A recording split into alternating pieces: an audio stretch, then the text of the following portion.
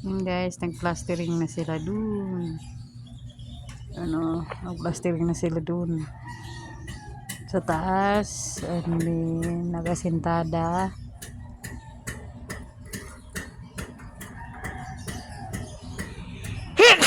Excuse me guys. Tapos, gawa ng trusses sa taas. Yun, yung trusses namin ay una, pangalawa.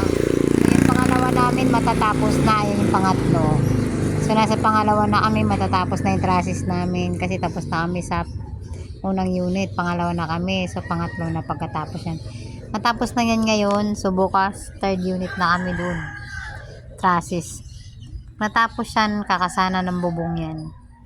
Ito, yung canopy dyan, yan, canopy na yan. May design yan eh.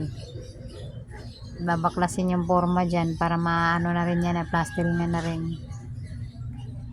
Yan guys. Yan yung update. Bye bye.